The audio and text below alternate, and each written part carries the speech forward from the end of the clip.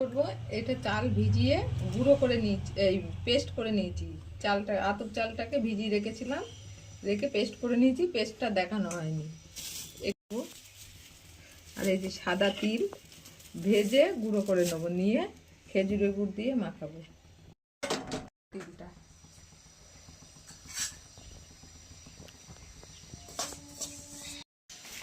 তিলটা ভাজা হয়ে গেছে, এবার ঠান্ডা করে নিয়েছি।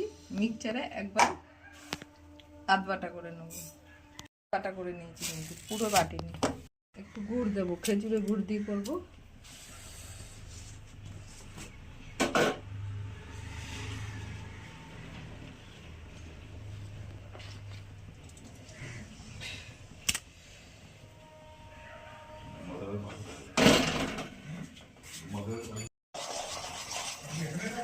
এবারে তিলটা দিয়ে দিলাম, নারকেলের মতো মেখে নিতে হবে, একটু পাক দিয়ে নিতে হবে।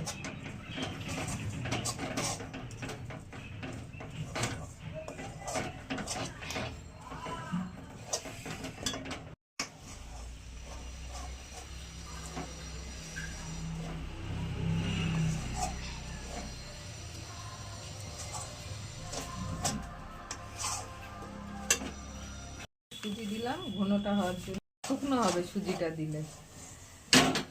এই যে শুকনো হয়ে গেছে। এরকম করে পুলু বানানো যায়। নারকেলটা এখন এত অভাব, নারকেল পাওয়াই যাচ্ছে না। হয়ে গেছে পুরটা বানানো।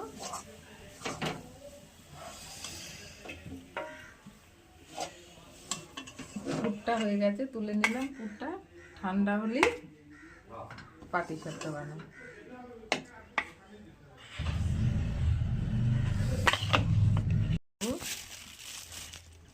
আতপ চাল ভিজিয়ে বেটে রেখেছি, এর মধ্যে একটু ময়দা দেবো।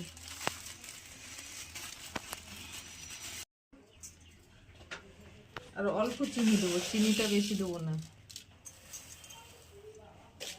তার জন্য চিনি কম দেবো। এবার ঠান্ডা জলেই গুলিয়ে নেবো।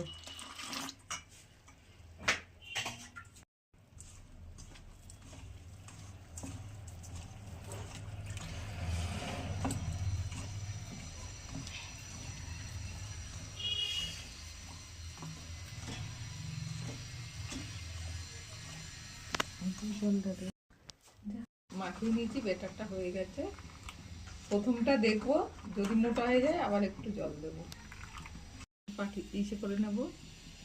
লোকে সন্দেশ দিয়ে করে, মাখা সন্দেশ দিয়ে করে, নারকেল দিয়ে করে, কিন্তু আমি তিল দিয়ে করব, সাদা তিল। এটা তেল দিয়ে নিলাম চাটুটায়, আর গ্যাসটা আস্তে দেবো।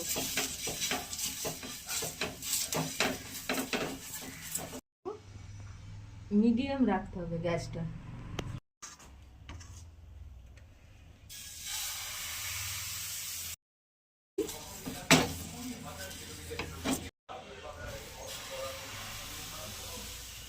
একটা খোসা দিয়ে আমি এটাকে ছড়িয়ে দিচ্ছি, যে কোনো খোসা নিলেই হবে। আমি একটা মূলোর খোসা নিচ্ছি। এটা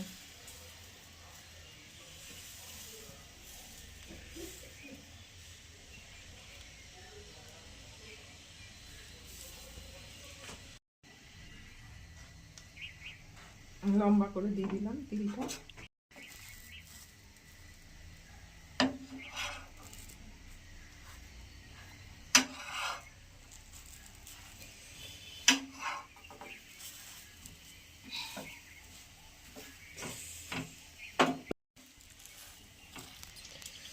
হয়ে গেছে পাটিসাপটা। ভিডিওটা ভালো লাগলে লাইক, কমেন্ট, সাবস্ক্রাইব, শেয়ার অবশ্যই করবেন, এবং কমেন্টে জানাবেন যে ভিডিওটা আপনাদের সবার কেমন লাগলো। এরকম সুন্দর সুন্দর পাটিসাপটা খেতে কার ভালো লাগে অবশ্যই কিন্তু কমেন্ট করো বন্ধুরা, প্লিজ।